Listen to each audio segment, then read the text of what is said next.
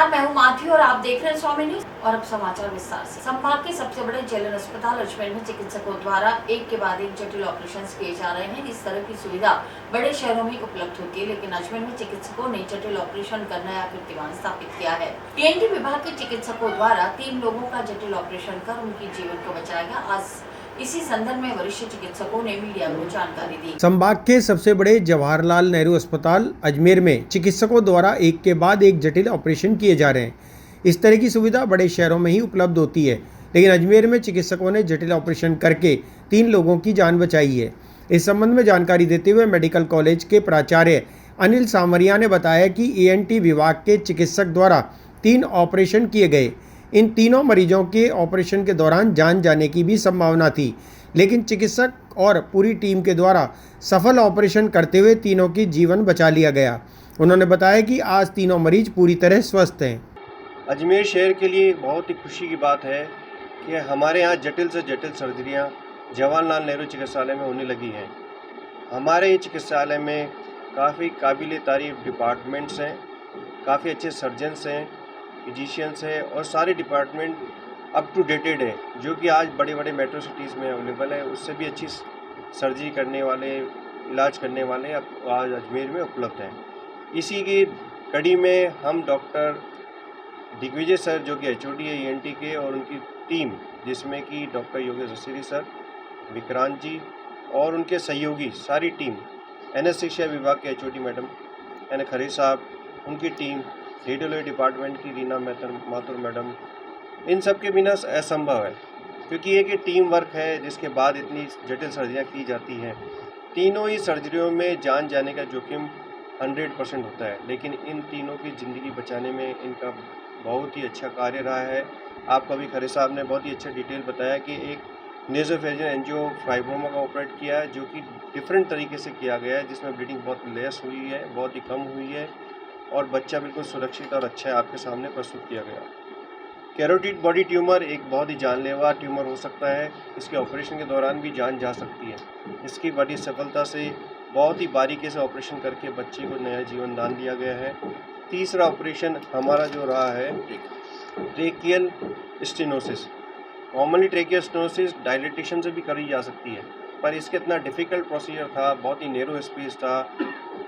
जैसा कि बताया गया हमारे को जो टी पीस लिया गया है वो यहाँ से महायोजना से बड़े दे के हमारे काफ़ी सुविधा दी गई है, जिसके लिए सरकार को धन्यवाद।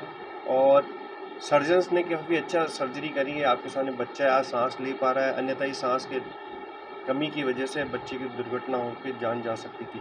तो मैं इन पूरे विभाग को, जवाहरलाल नेहरू को, चिकित्सालय को धन्यवाद के पात्र हैं और प्रशासन, सरकार, सभी को मैं धन्यवाद अर्पित करना चाहता हूँ। इसी की कड़ी में मैं जो सर्जन हमारे पास मौजूद है HOD डिपार्टमेंट ऑफ ENT, जो कि विस्तृत जानकारी देंगे क्या क्या ऑपरेशन किया, कैसे किया, doctor Digvijay Singh ji. ENT department बधाई के पात्र हैं, क्योंकि जो ये इंटरनेशनल लेवल की सर्जरी करी है, एक छोटे टाउन अजमेर जैसे टाउन में सर्जरी करके ENT, रेडियोलॉजी और एनेस्थीसिया विभाग को बहुत बहुत बधाइयाँ। ये ऐसी सर्जरी देखने को रेयरली मिलती है और ये हमारे रेजिडेंट्स के लिए भी बहुत अच्छी बात है और विभाग के लिए भी बहुत अच्छी बात है कि इस तरह की सर्जरी इन्होंने करके, चुनौतीपूर्ण सर्जरी करके इस अस्पताल का नाम ऊँचा किया। राज्य सरकार का दवाई जो सब सारी सुविधाएं फ्री में उपलब्ध कराई हैं और बच्चे तीनों सुरक्षित हैं। यही मेडिसिन विभाग इसमें हेल्प करता है सर्जन को, कि जबकि मेन चुनौतीपूर्ण कार्य जो है वो ENT विभाग। कहना चाहूँगी कि ये जो हमारे पास मशीन है 128 स्लाइस CT, इसमें बड़े थिन सेक्शंस आते हैं और ये जो जटिल सर्जरी है इसमें सर्जन को पूरे स्ट्रक्चर्स, जो आसपास के स्ट्रक्चर्स हैं, उनके बारे में पता होना बड़ा आवश्यक होता है। एक ज़रा सी गलती एक बहुत बड़ी ब्लीडिंग का कॉज बन सकती है और मरीज़ की टेबल पे डेथ भी हो सकती है। ये थोड़ी रिस्की सर्जरी होती है और मेरी टीम, डॉक्टर निर्भय, डॉक्टर अविनाश गुप्ता, हम सब ने मिलके स्पेशली बहुत ध्यान से देखा, क्योंकि मैडम ने बताया रेयर केसेस हैं, ऐसे ट्रेकियल स्टेनोसिस के भी ऐसे केसेस देखने को नहीं मिलते, ना कैरोटिड बॉडी ट्यूमर्स देखने को मिलते हैं। ये रेयर केसेस हैं जो देखने पर एकदम हम भी और पढ़ते हैं कि क्या ये वाकई में वही है या हो सकता है। हम डिफरेंशियल डायग्नोसिस में इनको रखते हैं और इस तक पहुंचने के लिए काफ़ी और भी हमें गूगल वगैरह पे सर्च करना पड़ता, वो हम कर पाए और हम हेल्प कर पाए ईएनटी सर्जन्स को कि वो आगे बढ़ें और इसे सर्जरी करें। बताया और सुप्रिटेंडेंट साहब डॉक्टर खरे ने बताया ये जो ऑपरेशन है कैरोटिड बॉडी ट्यूमर ऑपरेशन, ये बहुत ही रेयर ऑपरेशन है। मैंने तो अपने 30 ईयर के कैरियर में मैंने देखा नहीं है, बहुत ही रेयर है और बहुत ही कॉम्प्लिकेटेड सर्जरी है। इसमें एनेस्थीसिया देना भी बहुत ही चुनौतीपूर्ण रहा है, क्योंकि बार बार जो है मरीज़ की धड़कन जो है अनियंत्रित हो जाती थी, बार बार बीपी जो है वो ऊपर नीचे हो जाता था। तो हमें बहुत ही इस पूरे सर्जरी के दौरान बहुत ही विजिलेंट रहना पड़ा और बहुत ही ध्यान रखना पड़ा। तो इसमें एनेस्थीसिया देना बहुत चुनौतीपूर्ण है। प्रोफेसर डॉक्टर अनिल सामरिया सर भी, इनका भी बहुत बहुत स्वागत करता हूँ। अभी हमारे ईएनटी विभाग के अंदर 3 विशिष्ट सर्जरी हुई, दुर्लभ सर्जरी हुई, 3 सर्जरी। जो सर्जरी तो रोज होती है। अजमेर के हाई सिक्योरिटी जेल में बंद 4 हार्डकोर अपराधियों को आज इलाज के लिए जेल अस्पताल लाया गया। चारों अपराधियों की ईएनटी चिकित्सकों से जांच कराई गई। जांच के बाद चारों को वापस हाई सिक्योरिटी जेल से लाया गया। इस दौरान पुलिस का भारी जाब्ता मौजूद रहा। अजमेर के हाई सिक्योरिटी जेल में बंद 4 हार्डकोर अपराधियों को आज इलाज के लिए जवाहरलाल नेहरू अस्पताल लाया गया। हार्डकोर आरोपी रघुवीर सिंह, अश्वनी, विक्रम गुजर और मुकेश चारों को कान, नाक, गला, आंख और दांतों की जांच इलाज के लिए अस्पताल लाया गया। इस मौके पर पुलिस का भारी जाब्ता मौजूद रहा। कोतवाली थाना पुलिस के थानाधिकारी वीरेंद्र सिंह अपने मैं जाब्ते के साथ मौके पर उपस्थित रहे।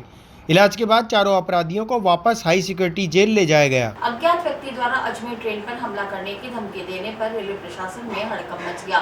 इस पर जीआरपी पुलिस ने स्टेशन पर आने जाने वाली प्रत्येक ट्रेन की गहनता से जांच की। बताया जा रहा है कि सोशल मीडिया के टेलीग्राम के माध्यम से अज्ञात व्यक्ति द्वारा ट्रेन को उड़ाने की धमकी दी गई थी। रेलवे पुलिस द्वारा प्लेटफॉर्म पर पूरी निगरानी रखी जा रही है। अज्ञात व्यक्ति द्वारा सोशल मीडिया टेलीग्राम के माध्यम से ट्रेन को उड़ाने की धमकी देने के बाद जीआरपी और आरपीएफ द्वारा रेलवे स्टेशन पर प्रत्येक आने जाने वाली ट्रेन की सघन जांच की जा रही है। जीआरपी पुलिस ने जानकारी देते हुए बताया कि अज्ञात व्यक्ति द्वारा टेलीग्राम और व्हाट्सएप के माध्यम से ट्रेन को उड़ाने की धमकी दी गई, जिस पर जीआरपीएफ द्वारा गहनता से जांच की जा रही है और प्लेटफार्म पर पूरी नज़र रखी जा रही है। दिनांक 22/7/24 को सोशल मीडिया पर एक सूचना के आधार पर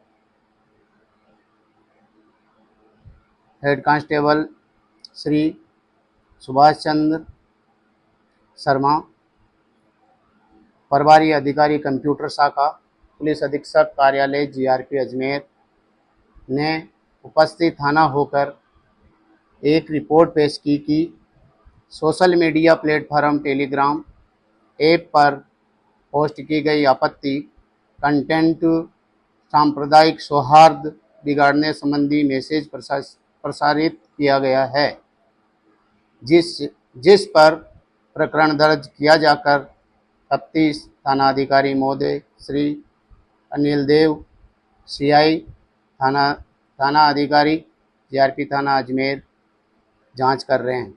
तो पोस्ट की थी तो व्हाट्सएप पर आई क्या थी? हाँ, व्हाट्सएप पे आई थी, सोशल मीडिया पे टेलीग्राम आया था, जिसमें सर क्या लिखा हुआ था? ट्रेन उड़ाने वाली धमकी थी। सर मामला दर्ज हो गया? हाँ, जिस पे प्रकरण दर्ज किया गया है, जिस पे 135 नंबर। कौन है ये धमकी देने वाला? कुछ पता चला? अज्ञात है, अज्ञात व्यक्ति के खिलाफ जांच की जा रही है। आपका नाम है? हेड कांस्टेबल छोटूलाल, ये मैसेज कब आया था? जीआरपी थाना अजमेर। यह मैसेज 13/7/24 का प्रसारित किया हुआ है। अच्छा, इसको अलग करा गया स्टेशन को? ऐसी धमकी मिली इस प्रकार की जो चेकिंग हो रही है? हाँ, चेकिंग 2 दिन से विशेष अभियान चलाया जा रहा है, जिसमें आरपीएफ स्टाफ और जीआरपी स्टाफ द्वारा संघन गश्त की जा रही है। अभी तक डिटेन किया गया है किसी? नहीं, अभी तक जांच जारी है, तलाश जारी है। और आज अजमेर के प्रधान डाकघर पर डाक चौपाल का आयोजन किया गया। भारत सरकार द्वारा 100 दिन का कार्यक्रम पूरे भारत में लॉन्च किया गया, जिसके तहत अलग अलग क्षेत्र में डाक चौपाल का आयोजन किया जा रहा है। इसी क्रम में आज प्रधान डाकघर पर डाक चौपाल के माध्यम से डाक विभाग की सेवा से आमजन को अवगत कराया गया। साथ ही डिजिटल फ्रॉड से भी लोगों को जागरूक किया जा रहा है। आज अजमेर के प्रधान डाकघर पर डाक चौपाल का आयोजन किया गया। भारत सरकार द्वारा 100 दिन का कार्यक्रम पूरे भारत में लॉन्च किया गया है। जिसके तहत अलग अलग क्षेत्र में डाक चौपाल का आयोजन किया जा रहा है। इसी क्रम में आज प्रधान डाकघर पर डाक चौपाल के माध्यम से डाक विभाग की सेवाओं से आमजन को अवगत कराया गया। साथ ही डिजिटल फ्रॉड से भी लोगों को जागरूक किया जा रहा है। इसके अलावा भारत सरकार द्वारा चलाई जा रही अनेक योजनाओं के बारे में आमजन को जानकारी दी जा रही है। आज यहाँ डाक चौपाल का आयोजन किया जा रहा है। पूरे भारतवर्ष में 100 दिन का प्रोग्राम भारत सरकार ने लॉन्च किया है, जिसमें 5000 लोकेशन पर डाक चौपाल का आयोजन हो रहा है। 15 लोकेशन अजमेर मंडल में चयनित हुई है, जिसमें से 3 लोकेशन पर कल 23/7 को डाक चौपाल का आयोजन हुआ। कायड़ में, माखूपुरा और बांदर सिंदरी में। आज यहाँ प्रधान डाकघर अजमेर में, प्रधान डाकघर मदनगंज किशनगंज में डाक चौपाल का आयोजन हो रहा है। इस डाक चौपाल का उद्देश्य आम जन तक डाक विभाग की सेवाओं से अवेयर करवाना है। डिजिटल फ्रॉड जो हो रहे हैं ज़्यादातर, उन फ्रॉड्स को रोकने के लिए लोगों को अवेयर करना है। भारत सरकार की बहुत सी योजनाएं हैं, उनको आम जन तक पहुंचाना है। इसमें को स्पॉन्सर्ड कोई जुड़ना चाहे हमारे साथ में NGO है, तो ये भी अपने भारत सरकार की योजनाएं, राजस्थान सरकार की योजनाएं आम जन तक पहुंचाते हैं। यही इसका उद्देश्य है। देवीलाल सारण, SSP अजमेर मंडल। इस तरह की योजनाएं चल रही है, भारत के लोगों को बताया जा रहा है। कहाँ चौपाल आगे लगाए? आप सभी को नमस्कार। मेरा नाम मेल्विन स्टैनली है और CFAR संस्था, centre for advocacy and research संस्था में मैं कार्यरत हूँ। और हम लोग अभी 8 वार्ड हैं अजमेर के, उसमें 50 बस्तियों में हम लोग काम कर रहे हैं। और आज हमें सौभाग्य मिला है कि डाक चौपाल में हमारे सारे स्टाफ और हेल्प डेस्क मेंबर्स के साथ मिलकर के हम लोग यहाँ पर उपस्थित हैं, जिसमें हमें अधिक से अधिक जानकारी मिल रही है कि किस तरह की योजनाएं डाक सेवा की और डाक पोस्ट ऑफिस की चल रही है। और हमारा उद्देश्य यही रहेगा, क्योंकि हम लोग 50 बस्तियों में ऐसे लोगों के साथ काम कर रहे हैं जिन्हें योजनाओं की जानकारी नहीं है और वंचित हैं, वो कहीं की KYC पूरी नहीं है, किसी को गवर्नमेंट डिपार्टमेंट्स और विभागों के बारे में जानकारी नहीं है, तो हम उन लोगों के पास हम अपनी पहुंच बढ़ाएंगे। और उसके साथ साथ जो भी डाक सेवा की जो योजनाएं हैं सेंट्रल और राजस्थान गवर्नमेंट की स्कीम के साथ साथ, जैसे सुकन्या योजना है बच्चियों के लिए है, और इस तरह की अन्य बहुत सारी योजना है, उसे जोड़ने का हम लोग काम करेंगे। सुकन्या योजना चल रही है, जो हाँ, 0 साल से आप लोग 15 साल तक के बीच में कभी भी इसका खाता खुलवा सकते हैं। और इसमें 250 रुपये पर मंथ आप लोग जमा हमें करना है और खाता खुलवाना है। और साल में लगभग 1.5 लाख रुपए तक आप लोग इसके खाते में जमा करवा सकते हैं। और ज़रूरी नहीं है कि हर महीने आप 250 रुपये जमा कराएं, आप कभी 5000 रुपये, कभी 1000 रुपये, कभी 500 रुपये। अगर किसी महीने अगर छूटता भी है तो कोई दिक्कत नहीं है, आप साल में कभी भी करवा सकते हैं। बच्चियों के लिए ये बहुत अच्छा है और ये समाज में एक बहुत अच्छा मैसेज भी जाता है इससे कि हमें बच्चियों को आगे बढ़ाना है, उनकी पढ़ाई के लिए और आगे विभाग के लिए पैसा जमा होता है। और एक अच्छा इंटरेस्ट रेट भी पोस्ट ऑफिस के द्वारा मिल रहा है। अभी 8.2 इस पर इंटरेस्ट रेट चल रहा है, जो बच्चियों के लिए और परिवार के लिए बहुत बड़ा सहयोग है। किस तरह की योजना डाक विभाग के द्वारा आधार कार्ड का पूरा योजना चल रही है। और क्या बोलते हैं, मैं बताना चाहता हूँ कि पासपोर्ट की सेवाएं चल रही है। साथ ही साथ अभी राखी का समय आने वाला है, तो उसके लिए भी अलग से काउंटर बनाया गया है, अलग से लिफाफे उन्होंने तैयार कर रखे हैं, ताकि जो हमारी माताएं बहनें हैं जिन्हें राखी भेजना है, तो उसके लिए राखी के लिए उन्हें अलग से लाइन में लगने की ज़रूरत नहीं पड़े। इसके लिए एक अलग से काउंटर और सारी योजनाएँ के लिए। आज रेलवे द्वारा कुंदन नगर स्थित फूज की कोठी के नजदीक अतिक्रमण के खिलाफ कार्रवाई की गई। उपस्थित अधिकारियों ने जानकारी देते हुए बताया कि कुछ लोगों द्वारा रेलवे की जमीन पर अवैध कब्जा कर लिया गया, जिसे आज JCB से ध्वस्त कर दिया गया। कुंदन नगर स्थित फूज की कोठी पर आज रेलवे ने कार्रवाई करते हुए क्षेत्र से अतिक्रमण हटाए। उपस्थित अधिकारी ने जानकारी देते हुए बताया कि पूर्व में भी लोगों को यहां से अतिक्रमण हटाने के लिए नोटिस दिए गए थे, लेकिन उस पर लोगों द्वारा ध्यान नहीं दिया गया, जिस पर आज रेलवे द्वारा कार्रवाई कर अतिक्रमण हटाए गए। इस कार्रवाई के दौरान CRPF और सिविल लाइंस पुलिस का जाब्ता मौजूद रहा। जो है रेलवे लैंड के अंदर कुछ लोगों ने प्राइवेट जो है बना रखे थे, मकान तो नहीं कहेंगे, ये मतलब कोर्टयार्ड बना रखा था, किसी ने बाथरूम बना रखा था, जो कि गैर कानूनी था। और इनको काफ़ी बार नोटिस दिया गया, चेतावनी दी गई, भाई आप अपना यह हटा लो, लेकिन इनके द्वारा नहीं हटाया गया। मान गए थे, बोला ठीक है सर आप तोड़ दीजिए। तो एक समय पर कार्रवाई की गई है, जो कि सिविल पुलिस और रेलवे पुलिस GRP के द्वारा से भाग लिया गया। करीब कितने मकान तोड़े गए? इसमें आज लगभग 4 मकानों के पीछे का जो है अतिक्रमण वाला हिस्सा हटाया गया है। सर और भी संदेश की जा रही है और लोगों से? हाँ, और जैसे जैसे चिन्हित की जा रही है, अगर कोई अतिक्रमण होगा तो उसे भी हटाया जाएगा। जी वैसा कौन सी कॉलोनी है? ये फूसकी कोठी है जी और 120 साल पुरानी फूसकी कोठी है और 110 लगभग यहाँ पे निवास करते हैं यहाँ पर लोग बाग। उसके अलावा ये कुछ नाले के ऊपर, रेलवे की जो नाला है उसके ऊपर कुछ लोगों ने अपने बाड़े या कुछ खाली स्थान पड़ा हुआ था तो इन्होंने कुछ अतिक्रमण वगैरह कर लिया था और इन लोगों को पहले नोटिस भी दिया गया था और नोटिस देने के बाद में आज कुछ फोर्स के कुछ जाब्ता वगैरह करके आए हैं तो इनको ध्वस्त कर दिया गया है और काफ़ी पुलिस महकमा वगैरह सब साथ में, इस वजह से इनको तोड़ा गया है। आपका नाम? मेरा नाम ओम प्रकाश सिंह अखावत, ओम जी, और बीजेपी का मैं अध्यक्ष हूँ, ब्लॉक अध्यक्ष। आज वार्ड 57 के क्षेत्रवासियों ने क्षेत्र में पानी भरने की समस्या के समाधान की मांग को लेकर जिला कलेक्टर को ज्ञापन सौंपा। क्षेत्रवासियों ने बताया कि कुछ लोगों द्वारा नाले से बहकर जाने वाले पानी को रोकने के लिए मलबा डाल दिया गया है, जिसके कारण उनके मकान में पानी भर रहा है और सीलन भी आ रही है। इसके लिए उन्होंने पूर्व में अधिकारी और जनप्रतिनिधियों को भी अवगत कराया, लेकिन आज तक सुनवाई नहीं हुई है। क्षेत्रवासियों ने कहा कि अगर उनकी मांगे पूरी नहीं होती तो उनके द्वारा धरना प्रदर्शन किया जाएगा। वार्ड 57 से हैं। हमारे नालियों का पानी बरसों से खेत के पीछे से होते हुए जा रहा था, शाही मस्जिद से लेकर के रतन लाल जी सैनी हमारे अंकल हैं, उनके पास के घर से होता हुआ जा रहा था पीछे की तरफ। कुछ सालों से वो पानी को अवरुद्ध कर दिया गया है, पीछे रोक दिया गया है वहाँ मलबा डाल के, तो उसकी वजह से हम लोगों को दिक्कत हो रही है। हमने मलबा डाला क्या है? मलबा कुछ फैमिली है जो जिनके खेत है पीछे की तरफ से, उनमें से किसी ने खेत में डाल रखा है मलबा और उसकी वजह से हमारा पानी जा नहीं पा रहा है। क्या दिक्कत आ रही है? पानी की वजह से हमारे घरों में सील चढ़ रही है और मकान गिरने की कगार पर ही है और पानी इतना भर जाता है कि हमारे को घर में जाने में भी काफी दिक्कत होती है। कितने मकान प्रभावित? लगभग 50 से 60 मकान है, शाही मस्जिद से लेकर रतन लाल जी सैनी तक के, उनका सबका पानी पीछे से होते हुए बरसों से जा रहा था। तो अब आप क्या चाहते हो? हमने लास्ट ईयर भी मैडम को भी दी थी, नगर निगम में भी दी थी, अनीता मैडम को भी दी थी और सभी को हमने एप्लीकेशन दी थी इस कार्रवाई के लिए, लेकिन अभी तक कोई सोल्यूशन नहीं हुआ है। और आज भी हम 3 जुलाई को भी देके गए थे और आज फिर आए हैं हम। ये एप्लीकेशन हम मैडम को देना है, जिला अधिकारी मैडम को।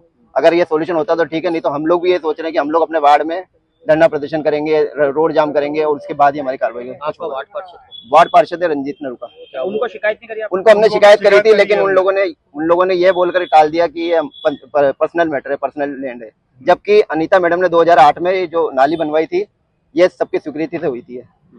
तो नेचुरल सी बात है, गवर्नमेंट के फंड से बनी है तो ये सरकारी तो प्राइवेट तो नहीं। 3 तारीख को आप आए थे तो कोई अधिकारी वगैरह को जाके देखा था आपके वार्ड में? मैडम को अपने एप्लीकेशन दी थी, उसके बाद नगर निगम से एक मैडम आई थी, उन्होंने जांच करी थी और जांच करके जो भी है उन्होंने रिपोर्ट क्या भेजी, हमने आकर के उसके बाद में यहाँ मालूम भी किया था, लेकिन नगर निगम से कोई रिपोर्ट नहीं आई थी तब तक।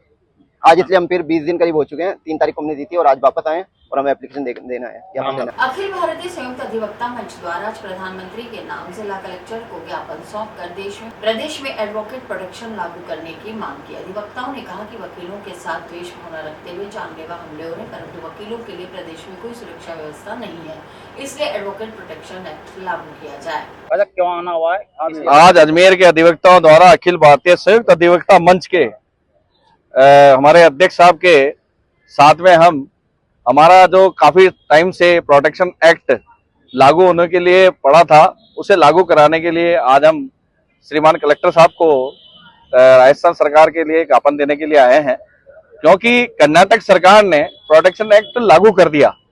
पूर्व के अंदर हमारे कई अधिवक्ताओं के साथ राजस्थान के अंदर घटनाएं होने के बाद हमारे राजस्थान में बार काउंसिल के समक्ष हमारे द्वारा धरना प्रदर्शन आंदोलन किए गए थे, जिस पर प्रोटेक्शन एक्ट को लेकर सरकार के सामने एक्ट को प्रस्तुत किया था, जब और राज्यपाल के पास में विचाराधीन पड़ा है।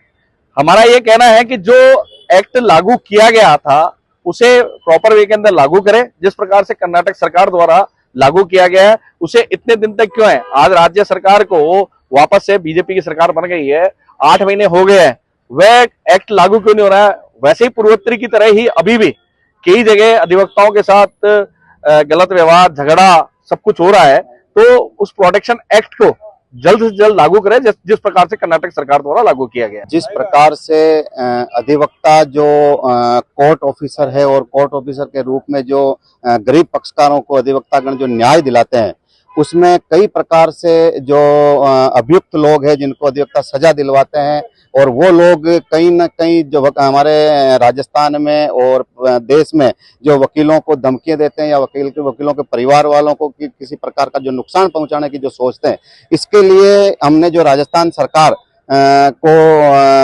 बार बार ज्ञापन के माध्यम से और हमारे पूरे अजमेर और प्रदेश के अधिवक्ताओं ने जो पुरजोर तरीके से कि भाई प्रोटेक्शन एक्ट लागू करे, जिससे कोर्ट ऑफिसर होने के नाते और इस प्रकार जो आपराधिक तत्व है वो अगर किसी प्रकार की कोई घटना कारित करते हैं या धमकियां देते हैं तो उनको सख्त से सख्त कार्रवाई करके और उनको इस प्रकार की जो अनगल जो, क्योंकि कई बार हमारे अधिवक्ताओं की इस मामले के हत्या भी हो चुकी है, तो इस प्रकार हम सुरक्षा चाहते हैं और उसके लिए कर्नाटक सरकार ने जो लागू कर दिया है, राजस्थान सरकार में भी गहलोत सरकार ने जो एक बना करके और आपके विधानसभा में लाए, लेकिन उसमें त्रुटियां होने के कारण वो राज्यपाल महोदय के पास पड़ा है। और हम लोग ये चाहते हैं कि बीजेपी सरकार और मुख्यमंत्री जी है, प्रधानमंत्री जी का नाम आज ज्ञापन देकर के और मुख्यमंत्री जी भजनलाल जी शर्मा को और सारे विधायक गणों को भी हम ये निवेदन करना चाह रहे हैं कि इसको प्रोटेक्शन एक्ट को लागू करें, जिससे अधिवक्ता अपने आप को सुरक्षित महसूस करे और अधिवक्ताओं की सुरक्षा निश्चित रूप से मजबूत हो सके। इसको लेकर के आज सभी अधिवक्तागण हम कलेक्टर साहब को ज्ञापन देने के लिए आए। हरियाणा निवासी एक युवक ने आज अनासागर झील में अचानक छलांग लगा दी।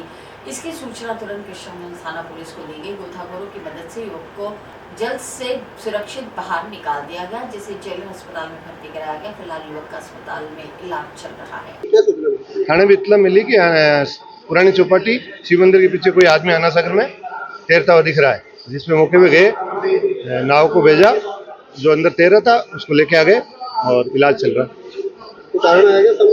नहीं, अभी तो आए हैं, इलाज चल रहा है। डॉक्टर बन नाव वाला हूँ, तैरता हुआ मिला। अभी नाम बता पूछे कौन है क्या है, अभी इलाज पहले जरूरी है। और इसी के साथ समाचार बुलेटिन यही समाप्त होता है। मुझे दीजिए इजाजत, देखते रहें स्वामी।